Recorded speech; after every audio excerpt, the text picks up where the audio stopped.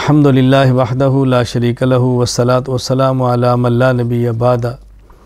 حضرت ابو ایوب انصاری رضی اللہ تعالیٰ عنہ فرماتے ہیں رسول اکرم صلی اللہ علیہ وسلم نے ارشاد فرمایا من صام رمضان و ثم اتبعہ ستا من شوال کان کصیام الدہر، کہ جس شخص نے رمضان کے روزے رکھے پھر رمضان کے بعد شوال کے 6 روزے رکھے تو یوں سمجھ اس نے زمانے بھر کے روزے رکھے ہیں۔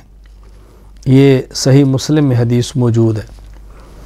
حضرت ابو ایوب انصاری رضی اللہ تعالیٰ عنہ فرماتے ہیں میں نے رسول اکرم صلی اللہ علیہ وسلم سے سنا، آپ نے ارشاد فرمایا من صام رمضان وستا من شوال فکأنما صام سنۃ کلھا، جس شخص نے رمضان کے روزے رکھے پھر 6 شوال کے روزے رکھے تو یوں سمجھو کہ اس نے پورے سال کے روزے رکھے ہیں۔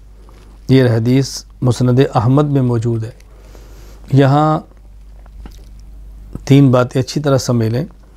پہلی بات یہ، ایک حدیث میں زمانہ بھر، ایک حدیث میں سال، مفہوم دونوں کا ایک ہی ہے۔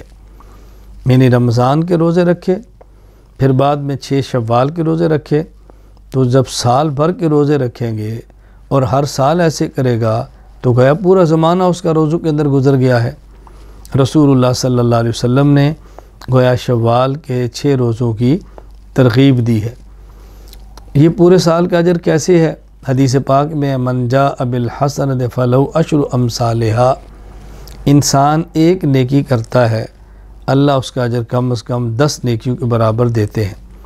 اور رمضان 1 مہینہ روزہ رکھا 10 گنا اجر ملے گا تو 10 ماہ کا اجر مل گیا۔ شوال کے 6 روزے رکھے، اس کو یوں سمجھیں کہ 10 سے ضرب دیں گے تو 60 بنیں گے، اور 60 دن کا معنی 2 ماہ ہیں، یوں 10 ماہ اور 2 ماہ ملائیں گے تو 12 ماہ پورا سال بن گیا ہے۔ تو اللہ تعالیٰ اس کو پورے سال کا اجر عطا فرماتے ہیں۔ دوسری بات یہ سمجھیں کہ اس کا معنی یہ نہیں ہے کہ 1 شوال عید الفطر گزرے تو فوراً 2 شوال سے شروع کر دیں، 2 شوال کو رکھ لیں، 4 کو رکھ لیں، 5 کو رکھ لیں۔ نمبر 1، 1 شوال کے بعد کبھی بھی شوال کے مہینے میں رکھ سکتے ہیں، چاہے تو مسلسل رکھ لیں، چاہے تو 1-2 دن کے وقفے کے ساتھ رکھ لیں۔ اور تیسری بات، اگر کسی شخص کے رمضان کے کچھ روزے رہ گئے ہیں تو اس کو چاہیے کہ اپنے فرض روزے رکھے، وہ جو قضا ہے وہ پہلے رکھے، ان کا حق پہلے ہے، نوافل کا بعد میں ہے۔ کہیں ایسا نہ ہو کہ 6 نفل کے روزے رکھے اور زندگی وفا نہ کرے، یہ آدمی بیمار ہو جائے اور نہ رکھ سکیں، اس لیے اپنے قضا روزے پہلے رکھیں اور یہ نوافل روزے بعد میں رکھیں۔